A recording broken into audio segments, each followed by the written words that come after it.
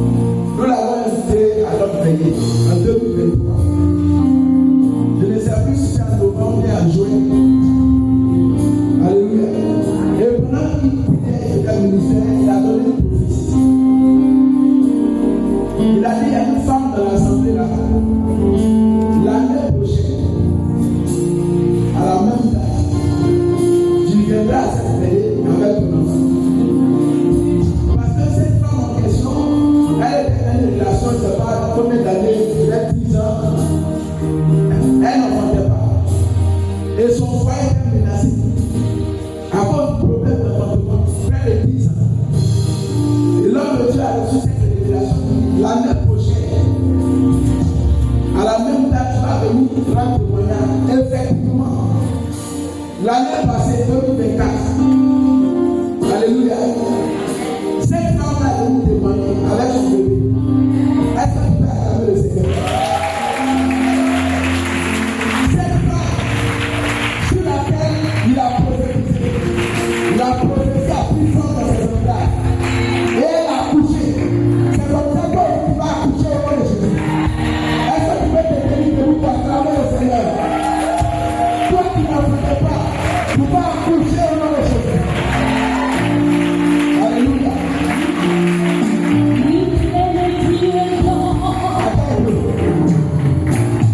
Homme de Dieu. Ce témoignage, ça arrive au Burkina. On a une soeur qui est ici, elle a sa cousine au Burkina. Comme elle ne peut pas venir à la retraite, elle a fait un courrier. Voilà ça. Est-ce que je peux venir avec ce qu'elle m'avait dit là? Ça est où? Chez eux. D'accord? Il va venir avec. Elle a au Burkina. Ce témoignage l'a tellement touché. Voici son courrier. Vous donne en même temps. Ça va combien d'années elle est dans le mariage là? 10 ans. 10 ans. Elle n'a pas d'enfant. Ce témoignage l'a touché au Burkina. Comment elle était dans l'incapacité de venir? Elle est de vous donner ça. Pour que, pendant que vous priez là, le Seigneur se souvienne d'elle aussi. Allez, attends le Seigneur. Et je suis sûr que mon Dieu va te souvenir d'elle. Mon Dieu va te souvenir de toi aussi. Alléluia. Alors je veux qu'on puisse le recevoir. Ce temps que le Seigneur nous a donné aujourd'hui. Le Seigneur nous a donné. Un jour j'ai écouté l'un de ses témoignages. N'est-ce pas? Je crois que c'est même lui. Il a dit qu'il devait aller prêcher quelque part. Et puis, en s'appuyant là, il s'est trouvé le pantalon. Là où il a son argent, c'est l'autre pantalon, il a pris. Et puis, il a dit, au moins de prendre le warron, il se retrouve qu'il n'a pas l'argent sur lui. Mais il a monté quand même. Alléluia. Et je me faisant dans le véhicule, il reçoit une parole de connaissance sur le chauffeur de taxi, le warron. Alléluia. Il se trouve que le chauffeur de warron là, il est puissant. Lazare est mort. Alléluia. Et l'homme de Dieu reçoit ça. Alléluia. Et dans le taxi, Lazare est ressuscité. Dans le taxi, Lazare est ressuscité dans le taxi. Son père va commencer à se dire parce qu'il n'est plus normal. Alléluia. Et à la fin, le chauffeur de descend, il avait dit, il dit, tiens, prends ta laboratoire et tout. Ça va t'arriver aussi au nom de Jésus. Alléluia. Alors je vais prendre la table de Dieu. On le reçoit le salut à Jésus. Notre papa, Jean-Paul Abadé, acclame Dieu pour sa vie. Pendant qu'il arrive, acclame le Seigneur pour sa vie. Pendant qu'il précède, il va écouter, acclame Dieu pour sa vie.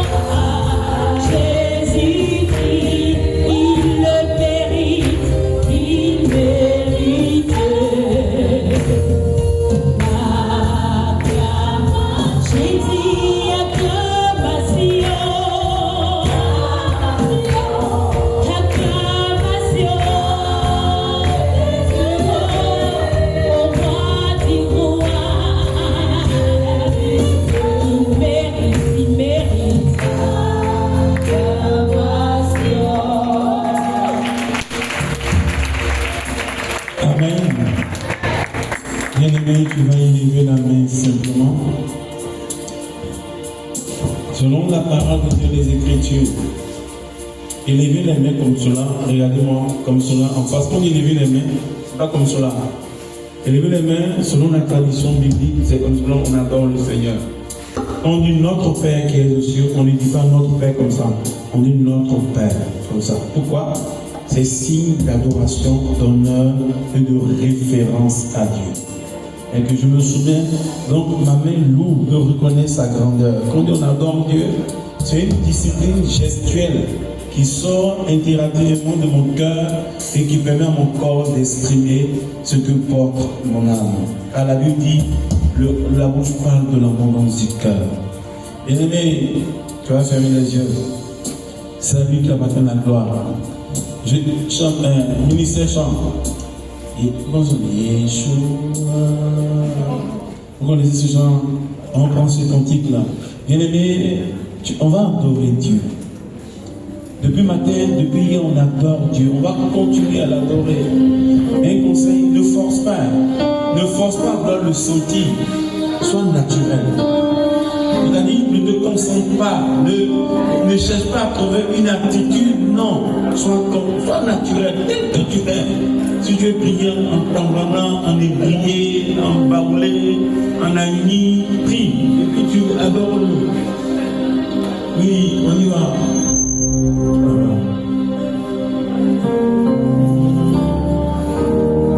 Bien-aimé, accueille ton Dieu. Alléluia.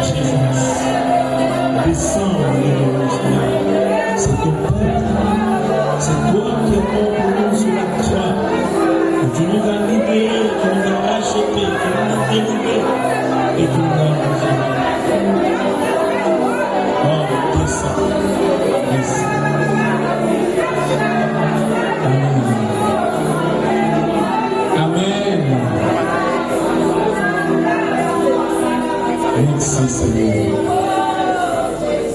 Seigneur, merci. Il est bon, Seigneur, d'être dans ta présence. Seigneur, tu es notre papa. Oh. Que ton nom soit glorifié. Comme dit le psalmiste dans le psaume 127, verset 1, sur l'Éternel ne bâtit pas la maison en vain, les bâtisseurs bâtissent. Partout tu es présent. Oh Seigneur, que l'honneur et la puissance te soient donnés. Comme dit le psaume 34, Seigneur, verset 6, qui dit, qui regarde vers toi, resplendira sans homme, ni trouble au visage. Seigneur, nous sommes plus troublés, nous sommes dans ta présence et dans ta gloire. Tu te manifestes tellement tangiblement, palpablement, tellement palpable et tellement vrai. Oh Seigneur, le même psalmiste dans le psaume 34, verset 9, dit, goûtez. Seigneur, ta présence est une saveur. Psaume 39, goûtez et voyez comment le Seigneur est bon. Seigneur, ta présence sont des délices pour nos âmes, pour nos cœurs et pour notre relation profonde avec toi. Que l'honneur et la gloire et la majesté te soient donnés. Je glorifie ta puissance et je glorifie ton honneur, Seigneur. Merci de ce que tu es descendu dans notre humanité à ta mère, la Vierge Marie, celle qui nous a conduits, oui, au tabernacle, qui nous a mis dans ta présence et qui a permis que nous découvrons que Dieu est aussi petit. Merci, Seigneur. Qui me donne un amen chrétien fort. Ensemble, je vous salue, Marie, pleine de grâce. Le Seigneur est avec vous. Vous êtes bénie en toutes les femmes, et Jésus, le fruit de vos entrailles, est béni. Sainte Marie, Mère de Dieu, priez pour nous pauvres pécheurs, maintenant et à l'heure de notre mort. Amen. Ne t'assois pas. Ne t'assois pas. Regarde ta soeur, mais ton frère, avec le plus beau sourire d'onction que Dieu t'a donné. Et tu lui dis, quelque chose de bon se passera pour toi ce matin. On lui dit, oui, il faut que tu te quelque chose de bon. Dis-lui, quelque chose de bon se passera pour toi. Dis-lui quelque chose de bon. Bien-aimé, tu peux te déplacer, prophétise, dis quelque chose de bon. Quelque chose de bon se passera pour toi.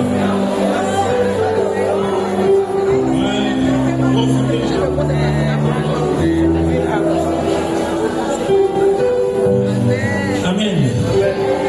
Bien-aimés, on peut s'asseoir. Merci au berger, merci au renouveau de Benjamin, je vous salue. Voilà, on se voit en 2025, 2 ans plus tard. Dieu est bon. Vous savez, quand je préparais la retraite dans la prière, j'ai eu une pensée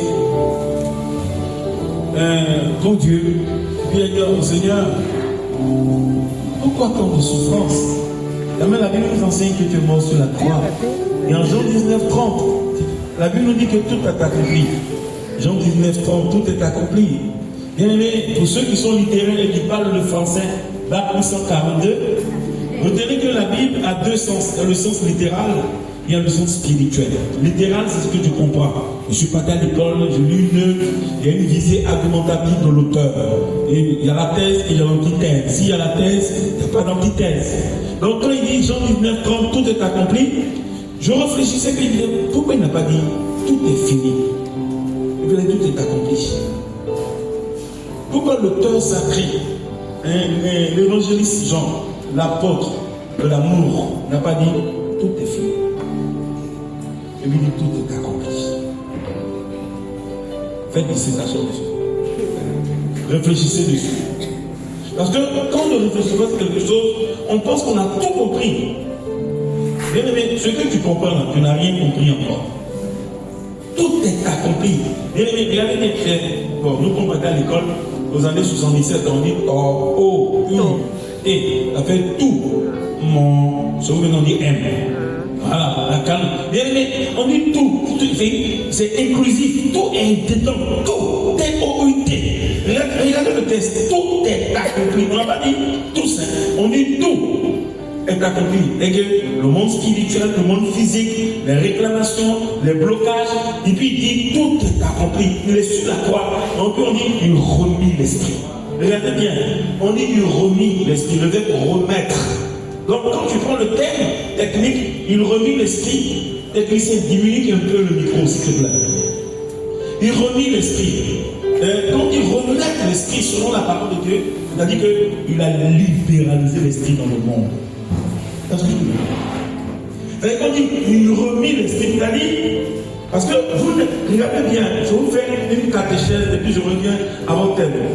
Genèse chapitre 1. Fais Genèse chapitre 1. Genèse chapitre 1. Repère, à l'école primaire on a fait ça. Fais Genèse chapitre 1. Genèse chapitre 1. Verset 1. Verset 1. À 3. Au commencement, la terre était informe et vide. Et informe, c'est-à-dire, il n'y avait pas de quoi fort. N'est-ce pas? Et on dit, la ténèbre couvrait la terre. Et l'esprit des eaux, l'esprit de Dieu planait sur les eaux. Et Dieu dit que la lumière, et la lumière fut. Et on dit, Jésus remit l'esprit. C'est-à-dire, il libère l'esprit sur le monde. Bien aimé, regardez la Genèse et regardez la croix. La ténèbre couvrait la terre, donc c'est que l'obscurité. On dit à 15h de l'après-midi, l'obscurité c'était sur toute la terre. Quand tu regardes la dualité de ce que Jésus fait, et puis de ce que Genèse fait, c'est-à-dire, le monde est revenu au chaos. Il fallait qu'une seule lumière brille dans le monde, la croix du Christ qui éclaire. Et quand il a remis l'esprit, la terre a repris forme. Après on dit, il y a eu un jour, il y a eu un soir, il y a eu un jour, ça fait le premier jour. Alors quand on a veillé Pascal, on était toutes les lumières. On était toutes les lumières. Par la mort de Jésus-Christ, blocage, stérilité, malédiction, non accomplissement, non mariage, tout est vécu. C'est le ministère de la gloire de Dieu qui se manifeste comme Jésus. Donc si tu n'as pas compris cela, tu vas prier au nom de Jésus. Ce n'est pas une formule magique. Quand moi je partais à l'école primaire, il y a une formule que je n'acceptais pas. Pi, 3,14. Aïe, aïe, aïe. Le bouillon. Je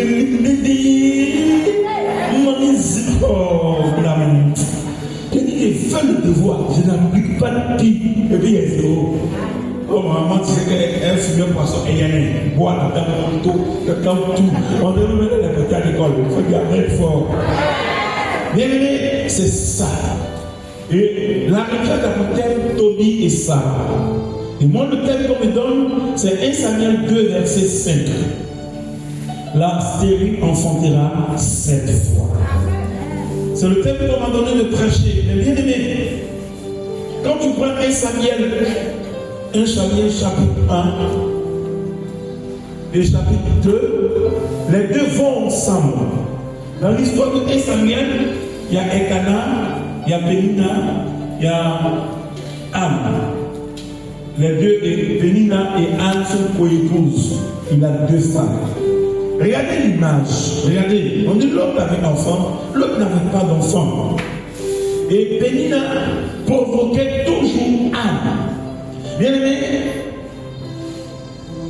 ta vie est de voir à l'intérieur de ta vie et des choses qui suscitent la vertu. Le non-travail, le non-enfantement, le non-mariage, le cycle de recommencer toujours une relation amoureuse et de construire quelque chose qui n'est jamais terminé. Bien aimé, ce n'est pas le diable. Moi, j'aime pas. Tout c'est le diable. 2 fois, c'est Dieu qui la cause. Si Pénina n'avait pas mortifié Anne, et ce n'était pas moqué d'elle, en la persécutant, elle ne serait pas si haut. Donc, bien aimé, ton malheur fait venir la gloire de Dieu. Au nom de Jésus. Bien aimé, si tu ne comprends pas ça, et tu remets tout à Dieu, tu ne peux pas comprendre. Vous savez, comment Dieu m'a attrapé? Nous, on a grandi dans un groupe LGTA, Rassemblement des guerriers du Texas et d'Allen. J'ai grandi à Paris, vers Voltaire, Oncle Star, Chantron. Et puis là, nous, on a grandi là. Et puis, un 24 décembre 1986 ou 87, on est parti une boîte de nuit, d'autres petits collègues comme ça, Top Rafia. Qui dans le Top Rafia? Bon, vas-y, bien. Le Top Rafia, on est parti là-bas et on a fini, je vais très vite parce que je n'ai pas perdre de temps. Et on était 4, Yves Globli, Yves, il y avait moi, lui, avec Asamo et Guy Lacoste. On est revenu, les 3, 2, père décédé, père à son âme, l'autre à 3. On est revenu, on habitait à Saint-Thérèse de Macoury. Vers minuit, on était ivres, shootés de la boisson. L'alcool, nous, on était un. Et quand on arrivait à la paroisse, Yves, les catholiques, ce sont appelés qui sont chrétiens. On a fait au moment de la communion. Ils sont mis dans le grand. Moi, je ne suis pas baptisé. Et ils sont baptisés. Ils sont devenus baptisés comme lui. On a bu ensemble. On a zouké ensemble. On a fait un gasoil ensemble. Qui s'assemble? C'est le sang. Donc, j'ai tiré mes oreilles. Vous avez fait mon oreille comme ça. Et je vois la soeur, elle est comme ça. Elle dit le corps de Christ. Puis on dit la langue, on dit Amen. Et dit, ce n'est pas compliqué. Bon, moi aussi, je suis dans le corps. Et j'arrive au moment de la communion, on a fait le corps de Christ. J'ai dit Amen. Tellement que mon haleine de boisson, ça dégageait, tomaté dans les narines. La religieuse a tourné sa tête comme ça. Puis elle a jeté la communion dans ma bouche. Et quand on a mis la communion dans ma bouche, bien aimé, je suis parti à l'école comme vous. Même si c'est niveau matériel, je suis parti à l'école comme vous. J'ai fait un quart de tour. Dès que je suis retourné comme ça, je ne peux plus bouger. J'ai le feu dans ma bouche. J'ai une glande salivaire. En français, terre à terre, il y a crachat dans ma bouche. En grand français, on dit glande salivaire. Donc quand l'aliment touche ta langue, le mécanisme se met en marche, mouiller l'aliment pour ne pas briser les choses, mâcher l'aliment pour l'avaler. Mais moi, la communion est sur ma langue, ça ne fond pas. Ça ne devient pas pâteuse. Ça devient comme un caillou sur ma langue. Je ne peux pas la cracher et je ne peux pas la valer. Rester là immobile. Et je commence à transpirer. La communion est finie. Tout le monde est assis. La seule personne qui n'est pas assise, c'est moi. Et puis il me dit, oh le pauvre, il est malade.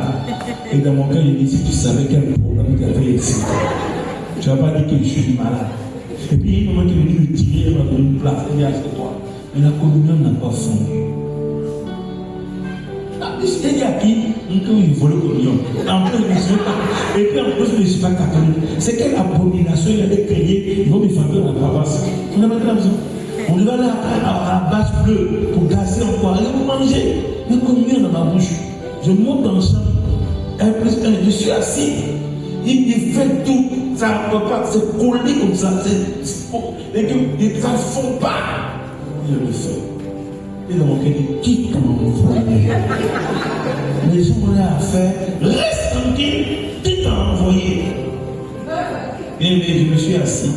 Après 1 heure de temps, j'entends une voix dans mes oreilles et puis qui dit, mon fils, je t'aime tel que tu es. Même si tu as blasphémé en mon corps, je suis mort pour toi. Vrai, j'aimerais nous voir des femmes. Je vois que j'ai entendu la femme n'est pas comme ça. Il dit, dès que la voix a entendu, et puis j'ai entendu ce voix dire, je suis Jésus. Et la communion a fondu sur ma bouche. Et je suis plus sorti, au lendemain matin. Je suis resté. Le lendemain matin, j'ai demandé une Bible à une voisine. Et je commençais à témoigner de l'évangile. Et je commençais à prêcher dans ma langue maternelle. Moi-même, je ne comprenais pas ça avant. Et je commençais à prêcher. Et c'est là que Dieu a changé mon histoire. Amen. Donc, moi, être chrétien, ce n'est pas de l'apprentissage. Être chrétien est une expérience. Vous voyez, le thème de ce matin, 1 Samuel 2,5, dépeint et montre ce qu'on appelle le mot grâce de Dieu. Donc je vais vous prêcher sur la grâce de Dieu qui accomplit des effets magnifiques. Bien aimé, on a tendance à parler qu'on pense que c'est nous qui décidons pour devenir ce que nous sommes. Faut dire je me trompe. Dis ça fort. Dans le langage de la femme est plus importante que la femme et que l'homme. Nous, les femmes, là, on est sacrés. Une maman, c'est sacré. Qui t'a dit qu'un papa, c'est maudit? Vous voyez, Dieu n'a pas commis d'erreur. Les pactes sont partagés. Vous savez, un rapport sexuel, même s'il est rapide, et même s'il est long, ça fait 25 km. Je vais parler en adulte, vu qu'ils sont enregistrés. C'est-à-dire, pour qu'un homme libère sa semence-là, même s'il a fait 1 minute sur la femme, ça fait 25 km. Regardez la tendance. Si vous faites 4 rapports par semaine, ça vous dit combien par semaine? Ça va comment? 100 multiplié par la semaine, ça vous dit combien?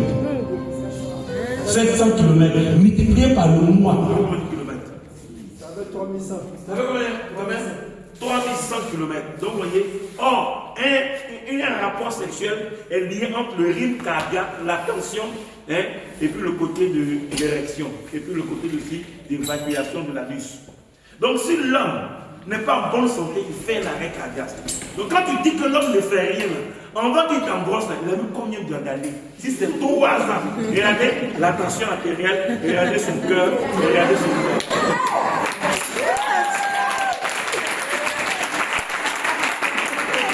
Donc quand vous dites qu'il ne fait rien, ça veut dire que Dieu a échoué. Donc arrêtez de parler contre la grâce de Dieu. Et le langage que vous avez était un langage blessant, pas pour l'homme, mais pour Dieu. L'homme n'est pas un échec. On va faire dire la même catholique. Parce que nous sommes créés à la gloire de Dieu. Donc l'homme, leur H n'est pas un échec. Même le malade mental qu'on appelle le fou n'est pas un échec. Même la sorcière n'est pas un échec. Arrêtons. Qui t'a dit que c'est le diplôme qui valorise ta connaissance? Nous, moments qui vont au marché, on n'a pas bac en comptabilité, mais ça va compter l'argent. La caisse a été testée. Donc, bien aimé, c'est quoi la grâce? Bien aimé, retenez que la grâce signifie faveur imméritée. Notez, ça vous aide. La grâce signifie faveur imméritée. Donc la grâce est une faveur imméritée qui vient de Dieu. Aucune femme n'a prié pour avoir un appareil génital. Alors pourquoi tu peux dire que je suis stérile? Comment tu peux dire que je ne peux pas me marier? Tu parles comme on dirait que la vie est rattachée à ça là seulement. Donc la grâce vient de qui? Non. La grâce vient de Jésus-Christ.